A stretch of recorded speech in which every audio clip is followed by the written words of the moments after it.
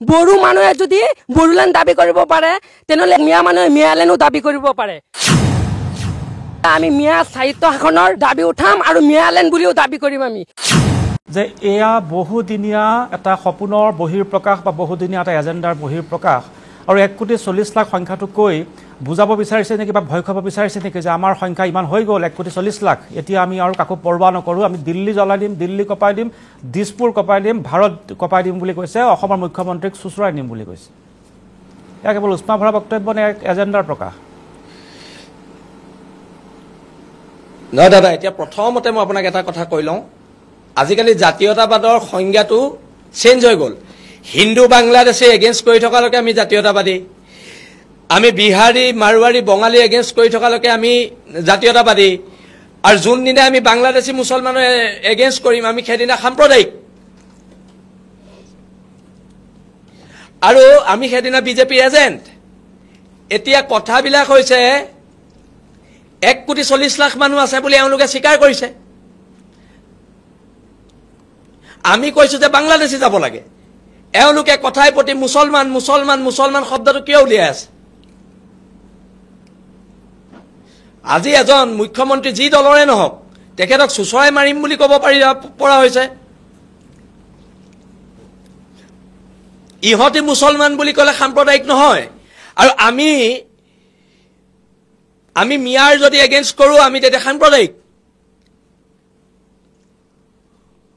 সেইদিনা শিৱসাগৰৰ দৰে জেগাত নাৰে তকদিৰ আল্লাহু আকবৰ ধ্বনি দিছে ৰংঘৰ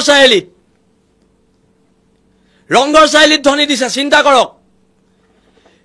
100 মিটাৰ দূৰত ৰংঘৰ আছে তাত নাৰায়ে তকদিৰ আল্লাহু আকবৰ ধ্বনি দিছে কিমান সাম্প্ৰদায়িক কথা বতৰা তেতিয়া আকৌ মিডিয়াই নেদেখুৱালে এই কথাবিলাক আমাৰ দুখ লাগে এতিয়া কথাটো হৈছে ইয়াৰ 1,40,00,000 আছে যদি আমি সংখ্যালঘু ইহঁতি কেনেকৈ সংখ্যালঘু হ'ল কথাবিলাক স্পষ্ট হ'ব লাগে ইয়াত মিয়ালেণ্ড দাবী কৰিব আৰু আমি ইয়াত হাতত খাৰু পিন্ধি আছো নি আমাৰ ঘৰটো আছেতো কি থাকিব লাগে ঠিক আছে আৰম্ভণিৰ বক্তব্য আৰু খিলঞ্জীয়া মানুহক দুৰ্বল বুলি আপোনালোকে নাভাবিব আমাৰ উদাৰতা আপোনালোকে সৰলতা বুলি নাভাবিব আৰু দুৰ্বলতা বুলি নাভাবিব নাই এনে হৈছে নেকি 1,40,00,000 বুলি মিয়ালেণ্ড লাগে অসমত তেওঁলোকে কৈছে যে 1,40,00,000 তেওঁলোকৰ সংখ্যা অৰ্থাৎ তেওঁলোক 1,40,00,000 একগোট হৈ আছে আৰু এইটো বুজাইছে নেকি যে বাকীখিনি মানুহটো বহুধা বিভক্ত হৈ আছে কোনোবা আহোম হৈ আছে কোনোবা বৰাণ হৈ আছে কোনোবা মটক হৈ আছে কোনোবা বামুণ হৈ আছে কোনোবা কলিতা হৈ আছে কোনোবা আমি সকলো লোক আমি খিলঞ্জীয়া নন্দনদা আমি খিলঞ্জীয়া সব একগোট হৈ আছো শিৱসাগৰৰ সকলো দল সংগঠনে উচ্ছেদক সমৰ্থন কৰিছে কি সকলো বিজেপি এজেণ্ট নি এতিয়া ৰাজনীতি কথা বতৰা নাই এতিয়া জাতিৰ কথা বতৰা আহিব ঠিক আছে আৰম্ভণিৰ বক্তব্য সকলোৱে লৈ লওঁ এটা বিজেপি কংগ্ৰেছৰ কথা বতৰা নাহে এতিয়া অসম নামৰ মাজনী কথা বতৰাত আহিব ঠিক আছে বুজিলো মই এবাৰ আহিব বিচাৰিছোঁ টাইছন হুছেইন টাইছন মিয়ালেণ্ডৰ প্ৰসংগত আপোনাৰ বক্তব্য কি আৰু 1,40,00,000 বুলি কৈ কি বুজাব বিচাৰিছে অৰ্থাৎ 1,40,00,000 যদি হেঁচা মাৰি ধৰিব আমি উশাহ নোপোৱা হৈ মৰিব লাগিব টাইছন আসলে মিয়ালেণ্ড বুলি কোনোবা ব্যক্তিয়ে দাবী কৰিছে কোনে দাবী কৰিছে সেই বিষয়ে আমি বিশেষ একো জানিব পৰা নাই দুই এদিন সংবাদ মাধ্যমত দেখিবলৈ পাইছোঁ এজন যুৱকে তেনেকুৱা ধৰণৰ কিবা এটা বক্তব্য দিছিল নন্দন ডাঙৰীয়া আপুনিয়ে যদি জনাই দিলে তেন্তে উক্ত যুৱকজন ক'ৰ হয় তেওঁৰ নাম কি হয় তেওঁ কোনোবা সংগঠনৰ প্ৰতিনিধিত্ব কৰে নেকি সেইখিনিও আমি জানিব লগা আছে কাৰণ এজন অসমত বসবাস কৰি থকা সৰ্বস্তৰৰ সংখ্যালঘু ৰাইজৰ হৈ এজন ব্যক্তিৰ বক্তব্য জেনেৰেলাইজ কৰিব নোৱাৰো আমি মই কৈ দিওঁ তো সেইকাৰণে আমি স্পষ্টকে কৈছো এনেকুৱা ধৰণৰ এই যিবিলাক কথা বতৰা আহিছে অবাস্তৱ কথা বিভ্ৰান্তিকৰ কথা ইয়াৰ কোনো ধৰণৰ বেছ নাই এয়া সম্পূৰ্ণভাৱে আজিৰ তাৰিখত আমি ক'ব বিচাৰিছো যে প্ৰতিখন সমাজতে এনেকুৱা বিভাজনকাৰী কিছু ব্যক্তি থাকে আৰু সেই ব্যক্তিজনৰ সেই যুৱকজনৰ সেই বক্তব্যও সমাজত বিভাজনমুখী পৰিৱেশ সৃষ্টি কৰা এটা পৰিৱেশ হৈছে আমি ABMCয়ে হওক বা অসমৰ গণতন্ত্ৰত বিশ্বাসী ৰাইজে উচ্ছেদৰ অমানৱীয় উচ্ছেদৰ বিৰোধিতা কৰিছো পুনৰ সংস্থাপন অবিহনে যি উচ্ছেদ চলাইছে সেই উচ্ছেদৰ বিৰোধিতা কৰিছো আজি মানুহৰ ঘৰ বাৰী ভাঙি দি মানুহক মুকলি আকাশৰ তলত থাকিবলৈ বাধ্য কৰাইছে তাৰ বিৰোধিতা কৰিছো আদমগিৰি পাৰ কালাপানী পাৰ গোলাঘাটৰ উৰিয়াম ঘাট যিবিলাক ঠাইত বাছি বাছি মুছলমান পৰিয়ালসমূহক সিলেক্টিভলি উচ্ছেদ কৰিছে সেই ব্যৱস্থাটোৰ আমি বিৰোধিতা কৰিছো দেশৰ সংবিধানৰ আৰ্টিকেল 21 সম্পূৰ্ণভাৱে অৱমাননা কৰি মানুহখিনি লাইভ আমি তাৰ বিৰোধিতা কৰিছো সুন্দৰকৈ কৈছো কোমলকৈ কৈছো মোৰ কথাটো শুনক মই কাৰো বক্তব্যত কেতিয়াও বাধা দিব নিবিচাৰো আৰু কাকো মই কঠোৰভাৱে ক'ব নিবিচাৰো সকলো কথা শুনিব বিচাৰো কিন্তু যেতিয়া এটা কথা আপুনি কয় তাত যেতিয়া যুক্তি নাথাকে তেতিয়া মই তাৰ উত্তৰ দিবলগীয়া হয় আপুনি কৈছে তেওঁলোকক বেআইনীভাৱে উচ্ছেদ কৰিছে মই ফৰেষ্ট ৰাইট এক্ট 2006 মই এটো পঢ়ি দিওঁ আপুনি বুজি ল'ব no forest dwelling schedule tribes or other traditional forest dwellers shall be evicted or removed from forest land under their occupation till the recognition and verification procedure is complete. অর্থাৎ বনাঞ্চলৰ পৰা অকল এছটি শিডিউল ট্ৰাইব আদিবাসী আইনমূলক বিষয়টো কমসে কম বুজাব নালাগে আমি কি কৈছো আপোনালোকে আইনৰ কথা কয় নহয় মই আজি আইনৰ বহু কাগজ লৈ আহিছো আমি কৈছো মই আইনৰ কাগজ দিনৰ দিনটো আজি মই অধ্যয়ন কৰিছো আজি মই দিনৰ দিনটো অধ্যয়ন কৰিছো চাওক মই কিমান আজি আইন পঢ়িছো চাওক মই কিমান আজি আইন পঢ়িছো চাওক এই আইনৰ কাগজ মোৰ লগত আছে কাৰণ মই এটা অনুষ্ঠান কৰিলে মই সেই অনুষ্ঠানৰ বিষয়ে জানিব লাগিব মই সেইকাৰণে মই কথাটো আপোনাক ক'ব বিচাৰিছো ঔষধ পাতিৰ ব্যৱস্থা কৰিব লাগিব অৰ্থাৎ হাইকোৰ্টৰ নিৰ্দেশ অৱমাননা কৰা হৈছে নহয় নন্দনদা হাইকোৰ্টৰ চৰকাৰে লৈ লওক কিন্তু ভূমিহীন মানুহখিনিক ভূমি দিয়াৰ ব্যৱস্থা কৰি দিয়াৰ হাইকোৰ্টৰ কথা সংবিধানে কৈছে হয়নে নহয় সংবিধান দেশৰ জনগণৰ বাবে গুৱাহাটী উচ্চ ন্যায়ালয়ৰ সুপ্ৰিম কোৰ্ট গুৱাহাটী উচ্চ ন্যায়ালয়ৰ সুপ্ৰিম কোৰ্টখনক আৰু বনাঞ্চলত অকল মুছলমান বসবাস কৰি থকা নাই নন্দনদা বনাঞ্চলত অকল মুছলমান মানুহ বসবাস কৰি থকা নাই গুৱাহাটীৰ পাহাৰত মুছলমান বসবাস কৰি থকা নাই হাইকোৰ্ট এণ্ড সুপ্ৰিম কোৰ্ট বক্তব্যটো শুনাই দিওঁ নো ইণ্ডিভিজুৱেল পিছিআৰ মোৰ বক্তব্যটো দাঙি ধৰিব no individual has the right to encroach upon government or forest land irrespective of his socio' economic status তাৰ মানে ভূমি নাই বুলি দাবী কৰা লোকৰ দ্বাৰা উৰিয়ামঘাটৰ যি বনভূমি দখল কৰিছে সেয়া আইনী নহয় সেয়া হাইকোৰ্টে কৈছে Guwahati high court and supreme court মই পুনৰ কৈছোঁ no individual has the right to encroach upon government or forest land আৰু তেওঁলোকক চৰকাৰে বিনা বাধাই তেওঁলোকক বহিষ্কাৰ কৰিব পাৰে বুলি কৈছে সেইটো মই পঢ়িছোঁ শুনক এইটো শুনিব গুৱাহাটী হাইকোৰ্টে কি কৈছে অসমীয়াটো মই কৈ দিম eviction from government land even if occupied illegally must follow due process of law including service of notice and opportunity to be heard exception emergency cases forest right act supreme court orders Guwahati high court ruling state government eviction guideline কি কৈছে গম পায় ভাৰতীয় নাগৰিকৰ অৰ্থ এটো নহয় যে কোনো বনাঞ্চলৰ মাটি বেদখল কৰিব পাৰে ভাৰতীয় নাগৰিকৰ যদি সঠিক অনুমতি বা অধিকাৰ নাথাকে তেন্তে বনাঞ্চল বেদখল কৰাটো অবৈধ গতিকে বেদখল অবৈধ তেওঁলোকক উচ্ছেদ কৰিবই পাৰে মানুহ গুলিয়া হত্যা কৰি উচ্ছেদ কৰিছে কোনখন আইনে কৈছে কোনখন দেশৰ সংবিধানে কৈছে আইনৰ কোনটো প্যাৰাগ্ৰাফত লিখা আছে সুপ্ৰিম কোৰ্টত লিখা আছে ইমতিয়াজ হুছেইন এজন অধিবক্তা গুৱাহাটী হাইকোৰ্টৰ অধিবক্তা মই মিছা কথা ক'লে ইমতিয়াজ হুছেইনে ক'ব পাৰিব যে মই গুৱাহাটী হাইকোৰ্টৰ অধিবক্তা আপুনি মিছা কথা কৈছে গতিকে ইমতিয়াজ হুছেইন আপোনাৰ ওচৰলৈ আহিছোঁ কওক যেতিয়া বেদখল মোৰ যদি ভূমি নাই মই কি কৰিম মোৰ নিয়মটো কি শুনক নহয় তাইচোন আপুনি কথাটো শুনক আপুনি ডাঙৰকৈ ক'লেই কথাটো শুদ্ধ হৈ নাযাব নহয় কথাটো শুনক আপুনি বুজিবলৈ চেষ্টা কৰক যেতিয়া আমি কি কৈছো আমি কৈ আছো এইটো কথাই যে যদি চৰকাৰী ভূমিহীন যেতিয়া হয় ইমতিয়াজে মোক শুদ্ধ কৰি দিব মই ভুল কৰিলে শুদ্ধ কৰি দিব যদি ভূমিহীন আপুনি এইটো কৈ আছে মই আপোনাৰ কাৰণে ক'বই পৰা নাই উশাহে ল'ব পৰা অৰ্ডাৰত কৈছে যে একমাত্ৰ মুছলমানক উচ্ছেদ কৰিব উশাহে ল'ব পৰা নাই আপোনাৰ কাৰণে কোনটো অৰ্ডাৰত কৈছে কোনখন আইনত কৈছে যে একমাত্ৰ মুছলমানক উচ্ছেদ কৰিব আজি কোনখন আইনে কোনটো প্যাৰাগ্ৰাফত কোৱা হৈছে যে একমাত্ৰ মুছলমানক উচ্ছেদ কৰিব লাগে বুলি হিমন্ত বিশ্ব শৰ্মা চৰকাৰে অন ৰেকৰ্ড চৰকাৰী মাটিত বহি থকা মুছলমানক উচ্ছেদ শৃংখল চাওকচোন বেদখলকাৰী উচ্ছেদ কৰিলে মুছলমান উচ্ছেদকাৰী হয় আমাৰ মানুহ উচ্ছেদ কৰা নাই নহয় এওঁলোক চূড়ান্ত সাম্প্ৰদায়িক 100% আৰু ক্ষমতাৰ ভয়ত আজি তাৰিখত নহয় চূড়ান্ত আপুনি যদি আজি মোৰ জনগোষ্ঠীটোৰ অধিকাৰৰ কথা কয় সংবিধানৰ কথা কোৱা কাৰণে কোনোবা সাম্প্ৰদায়িক বুলি কয় হাজাৰবাৰ মই এনেকুৱা সাম্প্ৰদায়িক জনগোষ্ঠীৰ কথা ক'ৰ পৰা আহিলে আপোনালোকে ধৰ্মৰ কথা কৈ আছে কাৰণ মোৰ আমাৰ খিলঞ্জীয়া মানুহে ক'ত বনাঞ্চল দখল কৰিছে নহয় মোৰ ধৰ্ম কি মুছলমানক উচ্ছেদ কৰা নাই নেকি শৃংখল নাগৰিক মোৰ কাৰণে জাতি উদ্ধৱ খিলঞ্জীয়াৰ মোৰ কাৰণে খিলঞ্জীয়া উদ্ধৱ নাগৰিকৰ কথা কৈছো ভাৰতীয় নাগৰিকৰ কথা কৈছো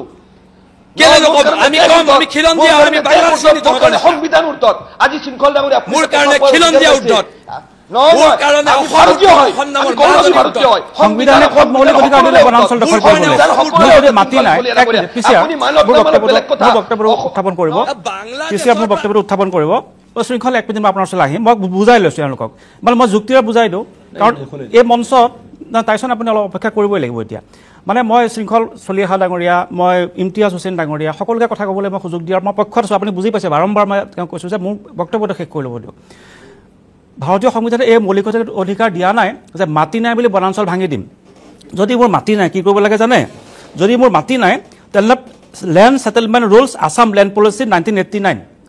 আজি মই কৈছোঁ 6 ঘণ্টা পঢ়িছোঁ মই land settlement rules Assam land policy 1989 কি কৈছে জানে ভূমিহীন ব্যক্তি চৰকাৰৰ ওচৰত প্ৰথম যাব লাগিব আবেদন কৰিব লাগিব ক'ত কৰিব লাগিব চাৰ্কুল অফিচাৰ অফিচত যেতিয়া আবেদন কৰিব চাৰ্কুল অফিচাৰে ক'লে পঠিয়াই দিব ডিষ্ট্ৰিক্ট লেণ্ড এডভাইজৰী কমিটিলৈ পঠাই দিব ডিষ্ট্ৰিক্ট লেণ্ড এডভাইজৰী কমিটিয়ে বিবেচনা কৰিব এখন কমিটি বহিব কমিটিয়ে বিবেচনা কৰিব পিছত পট্টা বা এলটমেণ্ট চাৰ্টিফিকেট দিব এইটো হৈছে ভাৰতৰ সংবিধানে দিয়া নিয়ম আপুনি কৈছে ভাৰতীয় সংবিধান মানো কোনখন ভাৰতীয় সংবিধানে ক'লে যে এই 1,39,000 বিঘা ভূমি অৰণ্য ভূমি মিয়া বেদখল কৰিব কোনখন সংবিধানে ক'লে যে আমাৰ 28 লাখ বিঘা ভূমি বেদখলকাৰীয়ে দখল কৰি থাকিব পাৰিব 28 লাখ বিঘা ভূমি কিমান জানে ইউৰোপৰ বহু দেশতকৈ ডাঙৰ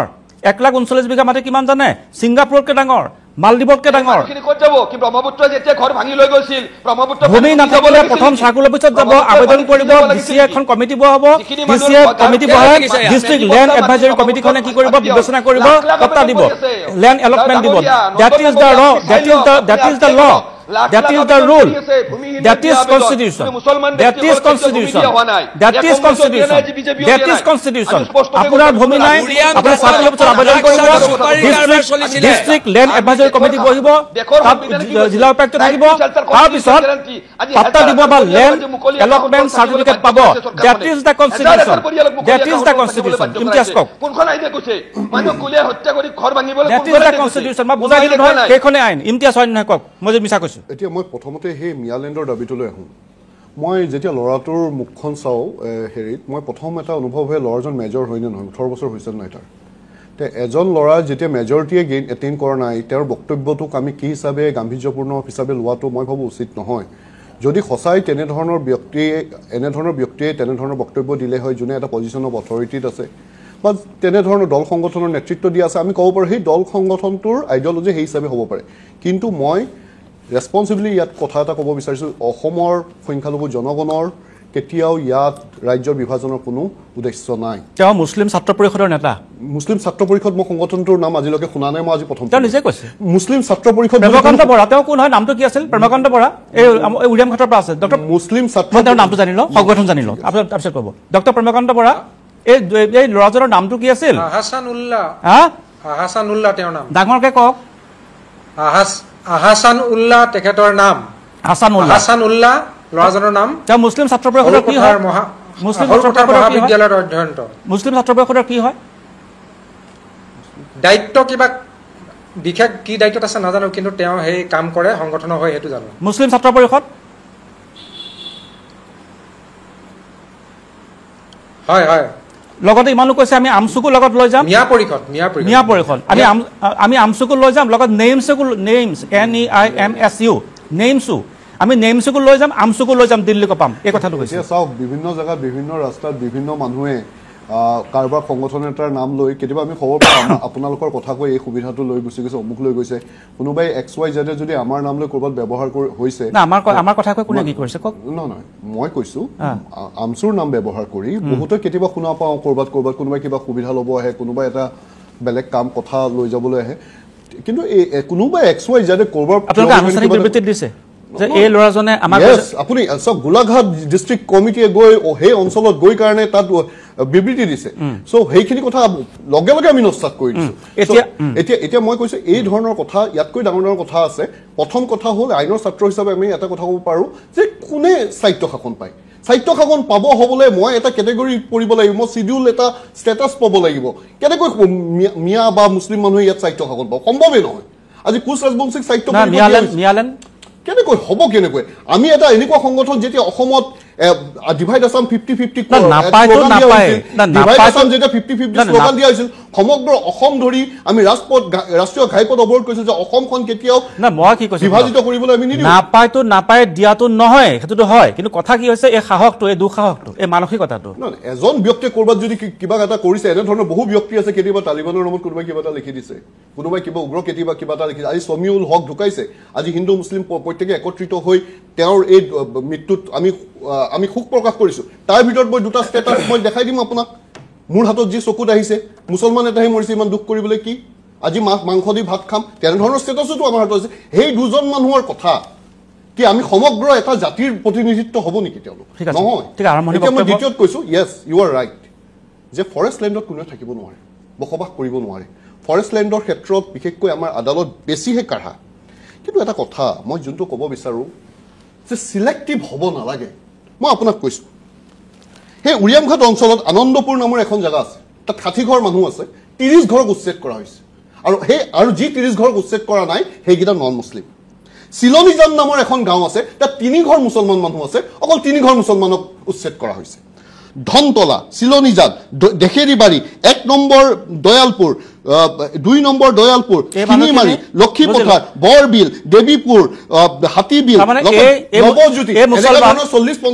এই মুছলমান বাহিৰৰ পৰা গৈছিল মই কৈছো এই মুছলমান বাহিৰৰ পৰা গৈছিল মই কৈছো কোনো তালিটো বোলে মানুহ গৈছে গাড়ীত উঠি য়েছ মই কথাটো আপুনি কথাখিনি মোক শেষ কৰিব দিয়ক এতিয়া কথা হ'ল কি বাহিৰৰ পৰা গৈছে নাই যোৱা সেইটো বেলেগ কথা আপুনি যেতিয়া মোক এই অঞ্চলৰ পৰা খেদাই দিব মই নিউজ লাইভৰ এই ষ্টুডিঅ' যদি মই এৰি যাবলৈ মইতো ওলাই গুচি যাব লাগিব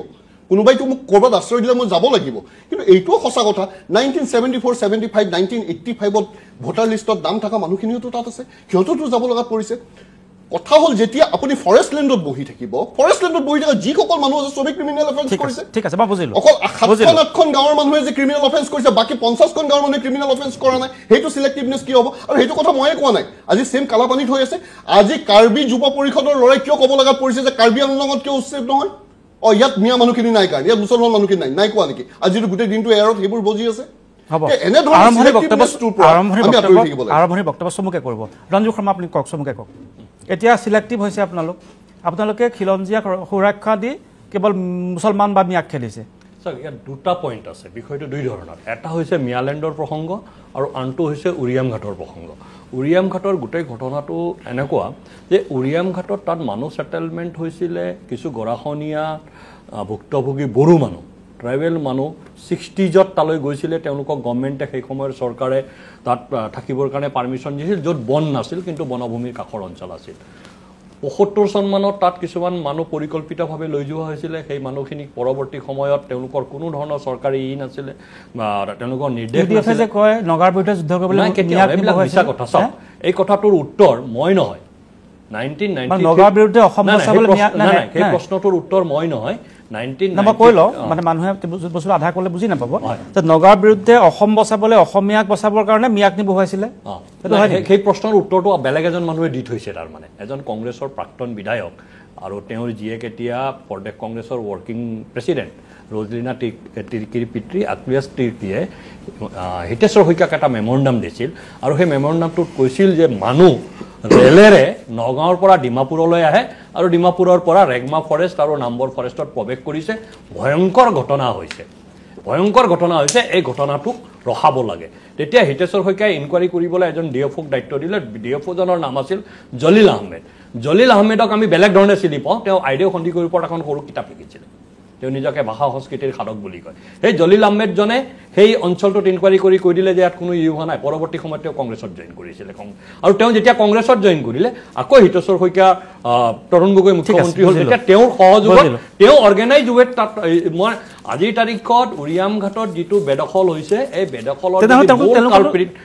কালপ্ৰিটজন হ'ল আক্ৰিয়াছ তিৰ্কীয়ে নিজে অভিযোগ কৰিছে যে ভয়ংকৰ আমালৈ ভয়ংকৰ অশনি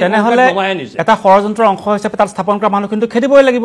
এইটো এটা ষড়যন্ত্ৰৰ পাৰ্ট হয় আৰু গোটেই তেওঁ মই কোৱা নাই দেই কথাখিনি আপোনালোকে আক্ৰিয়াছ তিৰ্কীৰ সেই মেমৰেণ্ডামখন চেক কৰি চাব পাৰে তেখেতে এটা ভয়ংকৰ মানে ষড়যন্ত্ৰৰ অশনি সংকেত কৈছে অসমৰ চাহ বাগান আৰু অন্যান্য জনজাতিসকলৰ বাবে এটা অশনি সংকেত নমাই অনা হৈছে বুলি তেখেতে অভিযোগ কৰিছিলে আৰু সেই অভিযোগত তেখেতে স্পষ্টভাৱে লিখিছে যে মানে প্ৰেজেণ্ট সেই সময়ৰ ডিঅ'ফ' জলিল আহমেদে ইয়াৰ নেতৃত্ব দিছে এটা মিয়ালেণ্ডটো আমাৰ কাৰণে মিয়ালেণ্ডটো আমাৰ কাৰণে ভাবুকি নে এইটো এটা বিক্ষিপ্ত ভাষ্য মিয়ালেণ্ড বুলি কোনো বিক্ষিপ্ত কথা নাই সমগ্ৰ অসমখনকে কনকুৱাৰ কৰাৰ এটা পৰিকল্পনা ছাৰ ছাদুল্লাই আৰম্ভ কৰিছিলে ভাসানী মইনুল হকে তাক এটা ৰূপ দিছিলে পৰৱৰ্তী আপুনি চাওক ৰসুল হক বাহাদুৰ তেখেতে আজি কেইবছৰমান আগতে কৈছিলে আমাক মিয়া সাহিত্য শাসিত পৰিষদ লাগে এজন এবি আমছুৰ এজন সভাপতিক লাফিকুল ইছলাম তেওঁ গুলীয়াই হত্যা কৰিলে দুৰ্বৃত্তই কোকৰাঝাৰত তাৰ দুদিনৰ পিছত তেখেতৰ ভাইকে ক'লে আৰবৰ সহায় লৈ আমি অসমত মিয়ালেণ্ড বনাম এতিয়া এই ল'ৰাজন যদি মাইনৰ হয় এজন মাইনৰ ল'ৰাক ইমান ডাঙৰ কথা ক'বলৈ কোনে শিকালে তাৰমানে মাদ্ৰাসাত মিয়ালেণ্ড শব্দটো তেওঁ ক'ত শিকিলে এইটো যে ক'ব লাগে সেই কথাটো ক'ত কোনোবাইতো তেওঁ ট্ৰেইনিং কৰিছে ট্ৰেইনিংটো ক'ত হৈছে মাদ্ৰাসাত হৈছে অসম বিৰোধী ট্ৰেইনিং মাদ্ৰাসাত হয় তাৰমানে এইটো খাটাং কথা কিয়নো এই জংগলৰ মাজত এখন মাদ্ৰাসা আছে বুলি তাৰ স্থানীয় ৰাইজে ইতিমধ্যে অভিযোগ দিছে আৰু তাত কিবা কিবি প্ৰশিক্ষণ হয় বুলি কৈছে সেই প্ৰশিক্ষণখিনি আমি চাবলৈ যাব নোৱাৰোঁ ভয় লাগে বুলি কৈছে গতিকে এই কথাটো চাওক এওঁলোকক কোনো মিয়ালেণ্ডৰ প্ৰসংগ ইয়াত নাই স্পষ্ট কথা সমগ্ৰ অসমখন ইণ্টাৰ কনষ্টিটুৱেঞ্চি মাইগ্ৰেশ্যনৰ জৰিয়তে দখল কৰাৰ এক গভীৰ ষড়যন্ত্ৰ আছে যি ষড়যন্ত্ৰ ছাদুল্লাই আৰম্ভ কৰিছিল ভাসানী মইনুল হক চৌধুৰীয়ে আগবঢ়াইছিল তাক এতিয়া উৰিয়াম ঘাটলৈকে ধুবুৰীৰ পৰা উৰিয়াম ঘাটলৈকে আগবঢ়াই লৈ যোৱা হৈছে সেইটোহে আটাইতকৈ ডাঙৰ গুৰুত্বপূৰ্ণ কথা এই কথাটোক আমি বেছি গুৰুত্ব দি পেলাই অসমৰ গোটেই সমাজ জীৱন একত্ৰিত হ'ব লাগে যেটো কথা শৃংখলে কৈছে শৃংখলে স্পষ্টভাৱে কৈছে বেলেগ এটা টিভিত আজি দুদিনমান আগতে যে ইয়াত কোনো অসমীয়া মুছলমানৰ প্ৰসংগ অহা নাই খিলঞ্জীয়া অসমীয়া জুলা ছাত্ৰ সন্থাই তাৰ প্ৰতিবাদ কৰিছে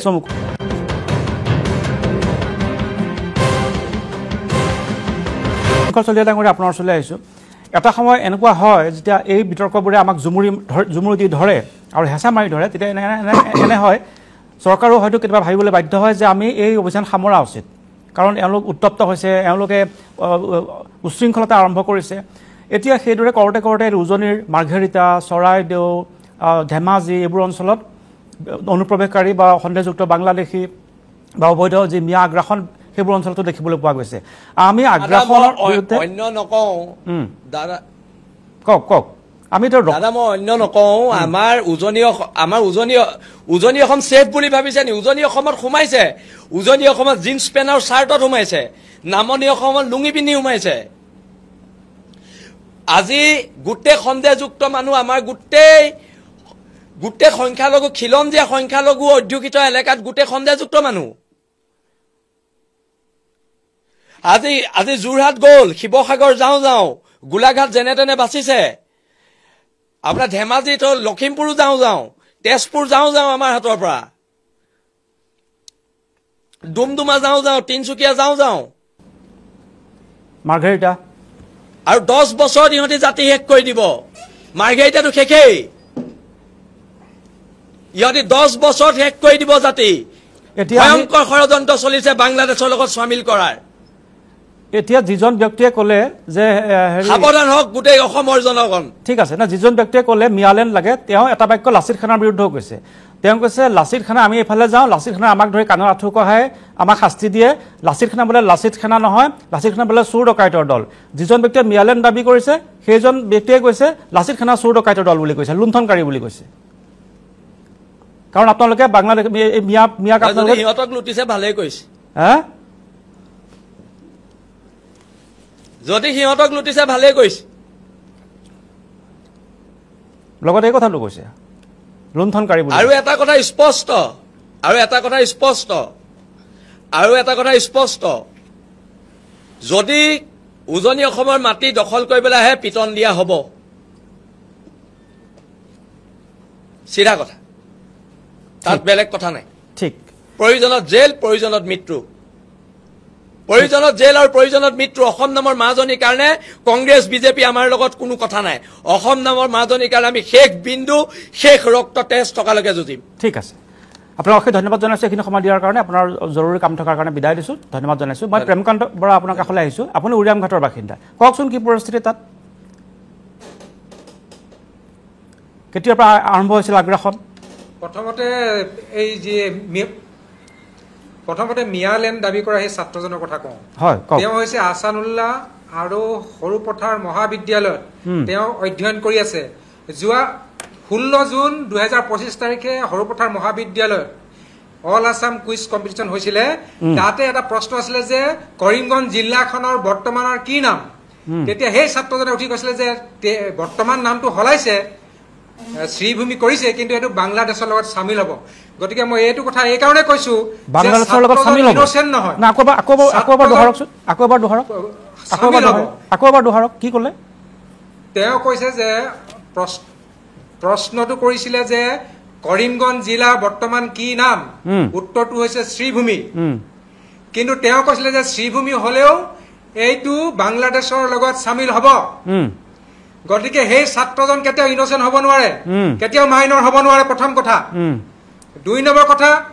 আমি এই যে তেওঁলোকক মানে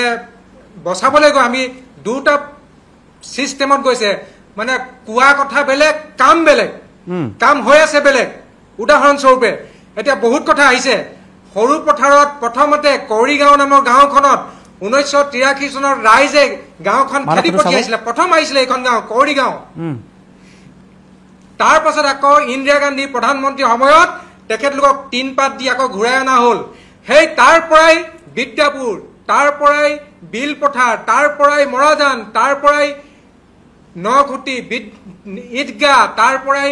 জাহাজী বস্তি তাৰ পৰাই খেৰবাৰী তাৰ পৰাই বিদ্যাপুৰ তাৰ পৰাই আনন্দপুৰ তাৰ পৰাই দয়ালপুৰ তাৰ পৰাই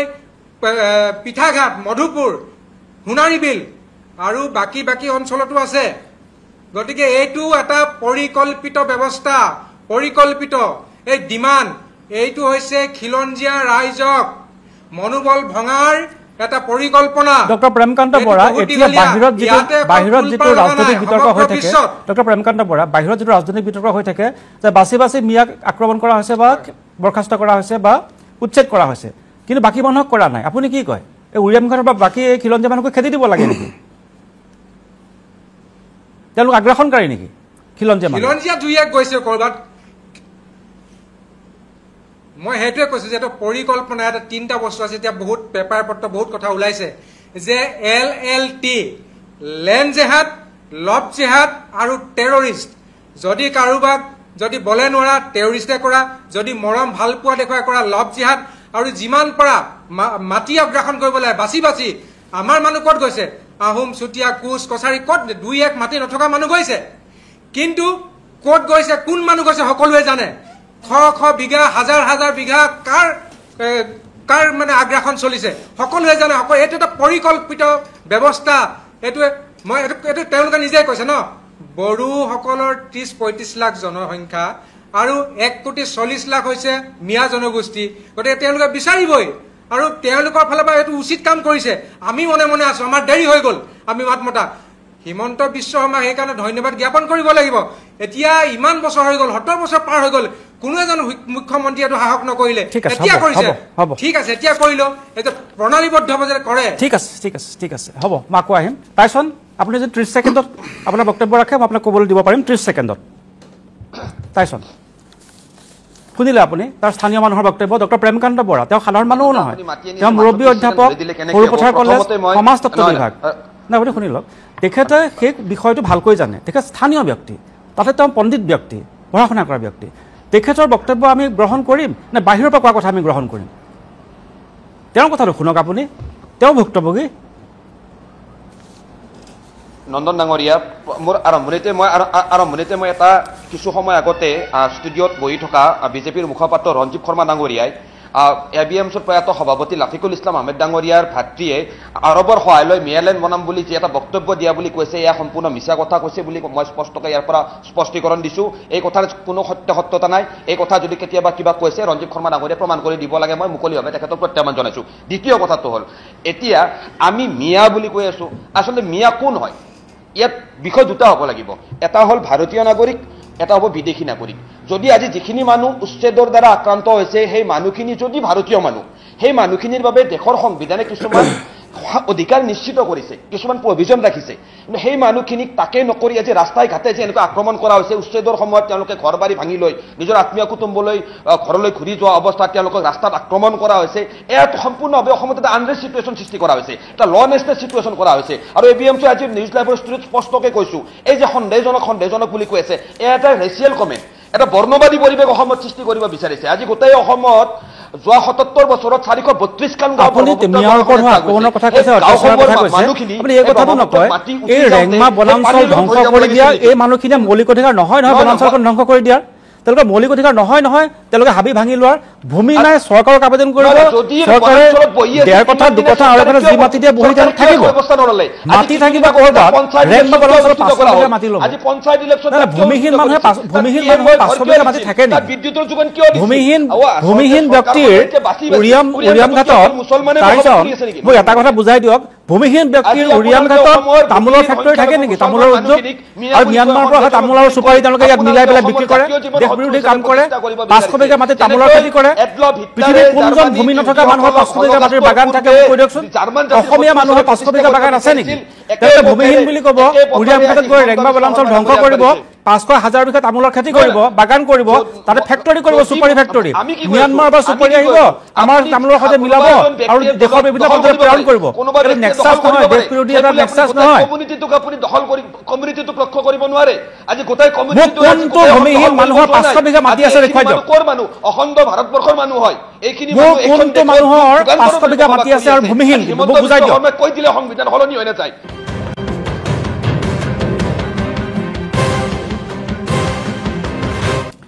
উভতি আহিছোঁ অনুষ্ঠানৰ মই পৰৱৰ্তী অংশলৈ। মই ইমতিয়াজ আপোনাৰ কাষলৈ আহিব বিচাৰিছোঁ। আপোনাৰ মতে মই এটা কথা কৈ দিওঁ, আপুনি আইনৰ ছাত্ৰ, শিক্ষিত ব্যক্তি আৰু আপুনি উদাৰ ব্যক্তি বুলি আপুনি এটা আপোনাৰ বক্তব্যত প্ৰকাশ পাইছে। আপুনি মোক এই কথাটো কৈ দিয়ক যে অসমৰ বনাঞ্চলসমূহ মুক্ত হ'ব লাগে নালাগে? লাগে। আপুনি কৈছিল যে বনাঞ্চল মুক্ত হ'ব লাগে, তাত কোনো মানুহৰ অধিকাৰ নচলে। সেই ক্ষেত্ৰত এই চৰকাৰখনে এই ব্যৱস্থাটো চলাই যোৱা উচিত বুলি আপুনি কিয় নকয়? মই কি ক'ব বিচাৰিছোঁ, চাওক, আপুনি কৈছে এইটো মানে চিলেক্টিভ হৈছে, সেইটো কৈছে নহয়? চিলেক্টিভ হৈছে আৰু মানুহখিনি কালি বা পৰহি পঢ়া নাই। বেদখল মুক্ত যেতিয়া আপুনি কৰিব যাব, তেতিয়াহ'লে আপুনি যদি 10 দিন 15 দিন 1 বছৰ 2 বছৰ কিন্তু বহি লৈছে, বেদখল মুক্তটো বেলেগ। ছেকশ্যন 4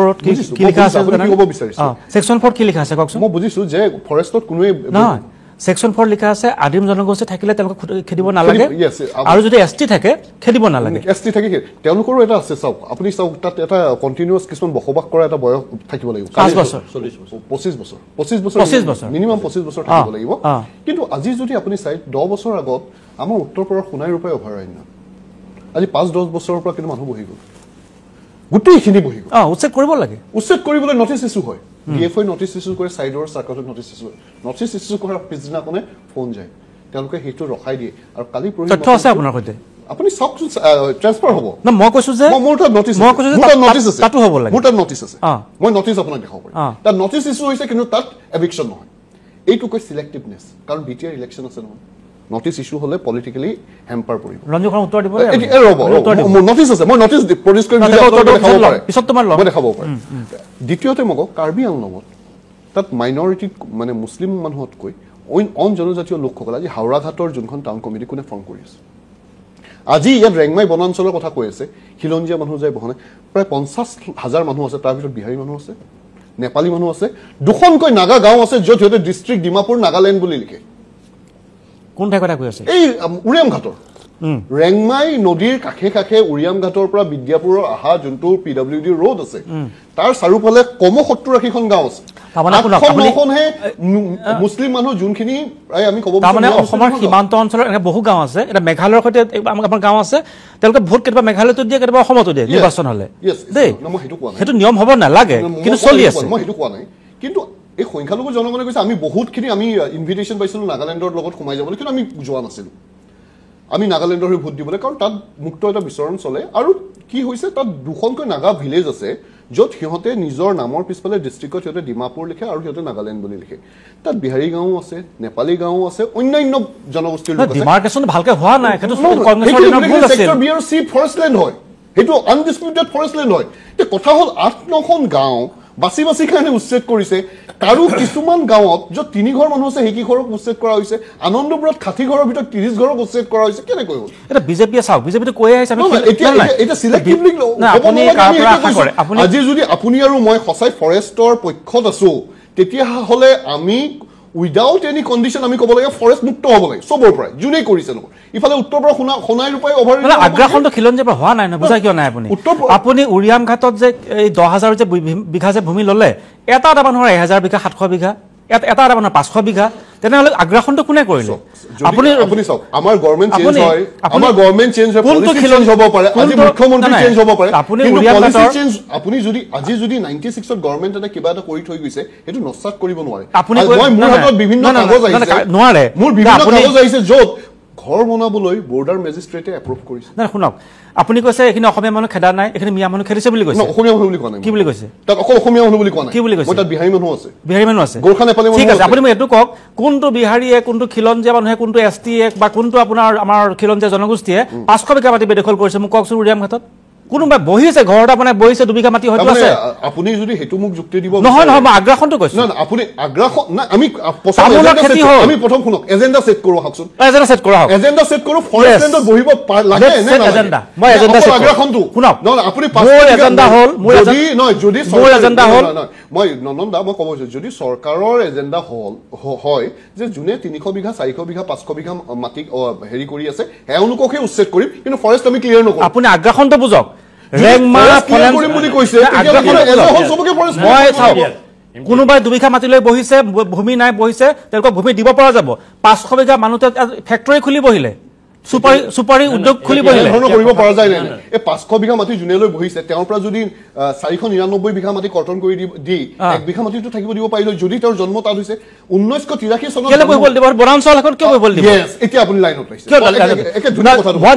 লগত মই কৈছো আগ্ৰাসন শুনক বনাঞ্চল লগত মই কৈছো আগ্ৰাসন লগত তাত কেলে বহিব দিব 499 মানুহক যদি বনাঞ্চলত তাত বহিব নিদিয়ে চবেই বহিব নোৱাৰে আগ্ৰাসনটো বুজক তাত থকা বহিব নোৱাৰে বনাঞ্চলত কেনেকৈ বহিব হয় বিষয়টো চাওক না মই আপুনি এজেণ্ডাৰ কথা ক'লে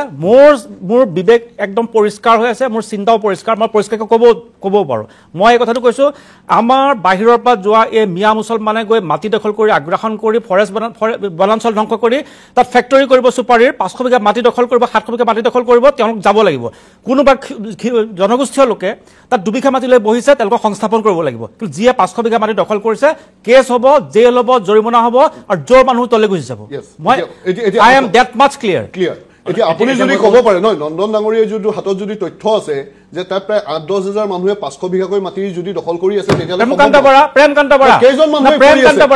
4-5জন মানুহ আপুনি কওক এই সুপাৰী এই মাফিয়াৰ নাম কি আছিলে মাফিয়াটোৰ নাম কি আছিলে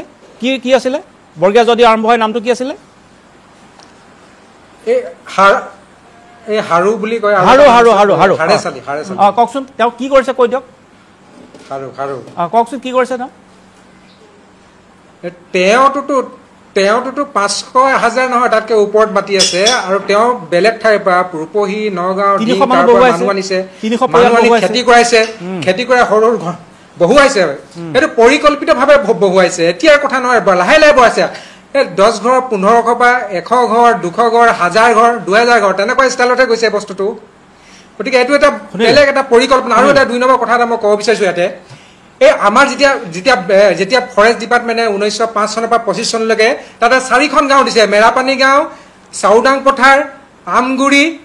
আৰু জামুগুৰি তাৰ পাছত 1950 চনৰ আশে পাশে 2খন গাঁও দিছে MV আৰু উৰিয়াম ঘাট কেলে দিছিলে যে এইসকল মানুহে জংগল বা বনাঞ্চল ভালকে ৰাখিব অলপ চোৱা চিতা কৰিবৰ কাৰণে বৃক্ষ ৰোপণ কৰিবৰ কাৰণে তাৰ মানে আমাৰ মানুহে বন ধ্বংস নকৰে ধ্বংস কোনে কৰে অগ্ৰাসন কোনে কৰে সেইটো স্পষ্ট ক'ব নালাগে আৰু মানে কৈছে তেওঁলোকৰ যুক্তিৰ খাতিৰত আইনৰ গণ্ডিত থাকি কিছু কথা কৈছে আচলতে হৈছে বৰানাগৰীয়া আপোনাৰ কথাখিনি স্পষ্টভাৱে কৈছে মই ভাল পাইছোঁ আপোনাক এই বিষয়ত মই আকৌ এদিন বিচাৰিম আপুনি লাইনত থাকক এতিয়া আপুনি লাইনত থাকিব মই এই কথাতে কৈছোঁ এই হাৰু নামৰ এই বজ্জাতটোৱে এই মাতব্বৰটোৱে 500 বিঘাতকৈ বেছি মাটি লৈছে 300 পৰিয়াল এই ঢিঙৰ পানী মৰিয়াবাৰীৰ পানী বহুৱাইছে আৰু সেই সাম্ৰাজ্য বিস্তাৰ কৰিছে ফেক্টৰী পাতিছে ম্যানমাৰৰ পৰা চুপাৰী আনিছে অসমৰ চুপাৰীৰ লগত মিলাইছে আৰু বৃহৎ তামোল বাগান খুলি লৈ পেলাই বেপাৰ চলাইছে তেনেহ'লে এই মানুহ কি ভূমিহীন মানুহ 300 পৰিয়াল লৈ গৈছে ঠিকাদাৰ মাতব্বৰ নহয়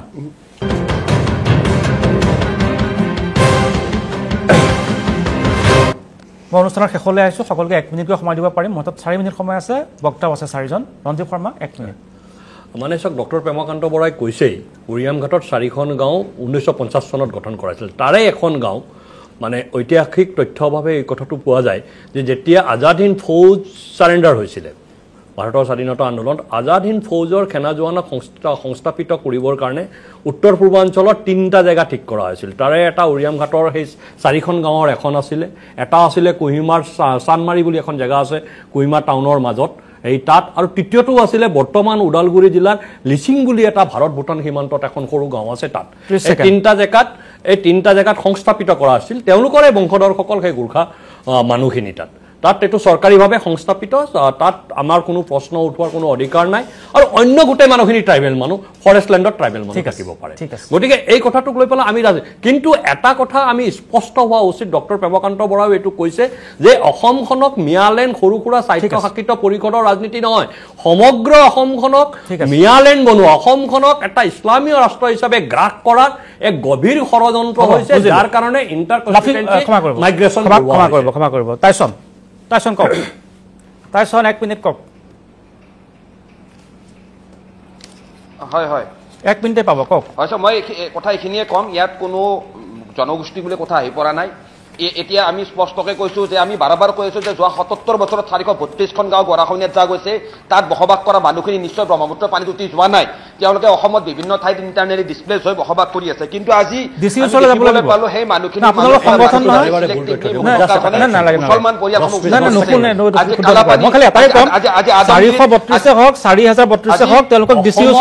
গৰাখহনীয়া উজনি অসমত হৈছে, নামনি অসমত হোৱা নাই। মানে চৰকাৰী তথ্য মতে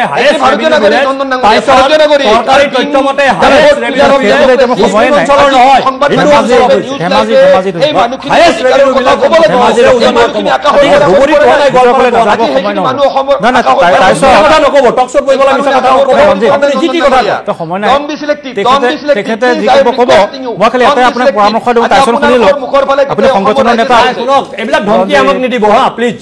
আমিও ধমকি দিব পাৰোঁ। ৰঞ্জিত নালাগে ধমকি দিয়া, টাইছনে ধমকি দি আছে নহয়, মিছা কথা কৈ আছে। হায়েষ্ট গৰাখহনীয়া উজনি অসমত হৈছে, যোৰহাট জিলাত হৈছে। বন্ধ কৰিব লাগিব, তেনেহ'লে কথাটো শুনক, বন্ধ কৰিব লাগিব। ৰঞ্জিত কথা ক'ব আহিছে, ৰঞ্জিত আপুনি বন্ধ কৰক। টাইছন আপুনি মোৰ কথাটো শুনক, পিছতীয়া মোৰ বক্তব্যটো ৰাখক। টাইছন আপুনি মোৰ কথাটো শুনক, আপুনি সংগঠনৰ নেতা, যিমান কেইখন গাঁও ভাঙিছে, নদী ভাংগা বুলি কয়, তেওঁলোকক আপুনি চবৰে দৰখাস্ত আপুনি লওক, আপুনি লৈ পেলাই চাৰ্কল অফিচত যাওক, এইটো আপোনাৰ পৰা কাইলৈ দায়িত্ব। মই আজি ৰাজহুৱাকৈ আপোনাক এই দায়িত্বটো দি দিলোঁ। চাৰ্কল অফিচত যাব, এই এপ্লিকেশ্যন জমা দিব, তাৰপিছত সেয়া DCলৈ পঠিয়াব, DCয়ে লেণ্ড এখন কমিটি কৰিব, কমিটিয়ে বিবেচনা কৰিব, তাৰপিছত তেওঁলোকক লেণ্ড ছেটেলমেণ্ট দিব। মই শেষত এটা কথা ক'ব বিচাৰোঁ, 400-500 বিঘা মাটি যোনটো আগ্ৰাসনৰ কথা কোৱা হৈছে, দখলৰ কথা কোৱা হৈছে, মই এটা কথা ইনফৰমেশ্যন পাইছোঁ, তাত বিভিন্ন জাতি জনগোষ্ঠীৰ লোকে তেনেধৰণৰ বহু বাগান লৈ আছে, আৰু যদি এনেধৰণৰ তথ্য আছে যে হাজাৰ হাজাৰ মানুহে বিঘা বিঘা মাটি লৈ আছে, তেতিয়াহ'লে এইটো ৰাজহুৱা কৰিব লাগে। আৰু এইটোও সঁচা কথা যে অসমত বিভিন্ন জেগাত, মই আকৌ স্পষ্টকৈ কৈছোঁ, এই কথাটো চিলেক্টিভলি একো হ'ব নালাগে। আজি ফৰেষ্ট লেণ্ডত কোনো বহিব নোৱাৰে, তাক বিমত নহয়, চৰকাৰী লেণ্ড খালী হ'ব লাগে, তাত কোনোৱে বিমত নহয়। কিন্তু এটা কথা, চিলেক্টিভলি এটেকবোৰ হ'ব নালাগে, আৰু য'ত হিউমেনিটেৰিয়ান ক্ৰাইচিছ হোৱা এটা সম্ভাৱনা থাকে, যোনখিনি মানুহ সঁচাই লেণ্ডলেছ হয়, সিহঁতক প্ৰায়ৰ ৰিহেবিলিটেশ্যন কৰিলে এইবিলাক সমস্যাৰ কেতিয়াও আমাৰ আগত নাহে। ঠিক আছে, প্ৰেমকান্ত বৰা 1 মিনিট কওক। নহয়, এটা কথা বুজিব লাগিব চবে, আৰু অনুধাৱন কৰিব লাগিব যে এই যে যিটো কথা কৈছোঁ যে মিয়া কিয় বেয়া পাইছে, সকলোৱে কিয় বেয়া পাইছে, তাৰতো কিবা কাৰণ থাকিব লাগিব। আৰু যেতিয়া এই যে ডিমাণ্ড কৰিছে, যে ডিমাণ্ড ছেপাৰেট লেণ্ড বা ছেপাৰেট 6 শিডিউল যিয়ে নহওক, এই যে ডিমাণ্ড কৰিছে, ডিমাণ্ড কৰাটো বহুত আগৰ পৰা, 1930 চনততো মহম্মদ ইকবালে কৰিলে, তাৰপিছতে মানে জিন্নাই কৰিলে, ছাদুল্লাই কৰিলে, এতিয়া যেনিবা আছাউল্লাই কৰিলে, এই ডিমাণ্ডটো এতিয়াও চলি আছে। গতিকে কিয় হৈছে যে তেওঁলোকতো এটা ধৰক অসমীয়া মুছলমানৰখিনি মই কথা কোৱা নাই, তেওঁলোকৰতো দুইফালে সুবিধা, এইফালে থাকিলেও এইফালে থাকিলেও নিজৰে হ'ব। কিন্তু এই যে তেওঁলোকে যে সংখ্যা বাঢ়ি গৈ আছে, ছেপাৰেট লেণ্ড বিচাৰিছে, গতিকে এই বস্তুটো তোমাৰ, গতিকে সেইটো হৈছে তেওঁলোকে ধৰ্মীয়ভাৱে একগোট হৈ আছে, আমি আকৌ জাতি আৰু ভাষাৰ ভিত্তিত মানে ভাগ হৈ আছো। ঠিক আছে, গতিকে সেইটো এটা প্ৰব্লেম। গতিকে এইবিলাক যদি নাইকিয়া কৰিবলৈ শক্তিবৰ্ধন কৰিব লাগিব অসমীয়া সমাজে। অসমীয়া সমাজে শক্তিবৰ্ধন নকৰিলে, সংস্কৃত এটা কথা আছে যে বনানী দহটো বহনে চখা ভৱতী মাৰুত স্ব এব দীপনা আচায় কিছে কৌশাস্তি সৌহৃদম, যেতিয়া জংঘলত জুই লাগিব তেতিয়া বতাহ হ'লে বন্ধু হৈ যাব যেতিয়া ঘৰৰ ৰুমত সৰু চাকিটোত বতাহ লাগিলে নুমাই যাব কাৰণ দুৰ্বলী কোনো বন্ধু নাথাকে ঠিক আছে, শক্তিশালী হলে মানে দুশ্মনে সহায় কৰিব গতিকে আমাৰ অসমীয়া সমাজ দুৰ্বল শক্তি অৰ্জন কৰিব লাগিব বাধা দিব লাগিব সময় শেষ নাই দাদা একদম সময় নাই নাই চাওক এই মিয়া মুছলমানবিলাক আইনী নাগৰিক খিলঞ্জীয়া নাগৰিক নহয় এই কথাটোক আমি সদায় গুৰুত্ব সেইটো আপোনালোকে হেৰি কৰক। নাই, নাই, আইনী এটা নাগৰিক, definition খিলঞ্জীয়া এটা নাগৰিক। মই এটা কথাই ক'ম, সেইটোৱে। মই এটা কথাই ক'ম। definition আইনী এটা নাগৰিক, নালাগে, খিলঞ্জীয়া আপুনি নাগৰিক। একে সময়ত নহয়, নহয়, সৃষ্টি কৰা নাগৰিক। ভাৰতীয় নাগৰিক। খিলঞ্জীয়া নাগৰিক। সংজ্ঞা নিৰ্ধাৰণ কৰিব সময় নাই, নোৱাৰা ইমতিয়াজ সময় নাই। খিলঞ্জীয়া সংজ্ঞা নিৰ্ধাৰণ কৰিব নোৱাৰা যদি কালিৰ পৰা ভোট দিয়ে আপোনালোকৰ কালিৰ পৰা যদি ভোট দিয়ে কেতিয়াও নকৰোঁ আমি নাই নাই ইমতিয়াজৰ ৰঞ্জিত মোৰ অনুৰোধটো ৰাখক মই বাৰম্বাৰ অনুৰোধ কৰি আছো ৰঞ্জিত কথাটো শুনক আপুনি ইমতিয়াজ মই এটা কথাই কৈছো যে আমি যে কৈছে ইমতিয়াজো কৈছে হয় আমিও একমত বিভাজন হ'ব নালাগে কিন্তু আগ্ৰাসন কোনে কৰিছে এইটো 1 নম্বৰ 2 নম্বৰ যেতিয়া তেওঁলোকে ক'ব আমি 1,40,00,000 আছো যেতিয়া তেওঁলোকে ক'ব মিয়ালেণ্ড লাগিব যেতিয়া তেওঁলোকে ক'ব আমি স্বায়ত্ত শাসন বিচাৰিম ভাৰত জ্বলাই দিম মুখ্যমন্ত্ৰী চুচৰাই আনিম কোনে বিভাজন কৰিছে ভাৰত জ্বলাই দিম দিল্লী দিছপুৰ জ্বলাই দিম মুখ্যমন্ত্ৰী চকীৰ পৰা চুচৰাই আনিম কোনে কৈছে কোনো দায়িত্বশীল সংখ্যালঘু জনগণৰ প্ৰতিনিধিয়ে এই কথাটো নকয় এইজন যুৱকে তেওঁ কৈছে যে শ্ৰীভূমিখন কিমান বিষবাস্প ভৰাই দিয়া হৈছে সাদুল্লাহ আৰু জিন্নাৰ লগত মিলোৱাটো কিমান বিষবাস্প বিয়পাই দিয়া হৈছে এইটো এটা প্ৰতীক এনেকুৱা প্ৰতীক এইটো গতিকে বিভাজন কামি তেওঁলোকে বিচাৰিছে তাৰ কাৰণে আমি আজি এই কথা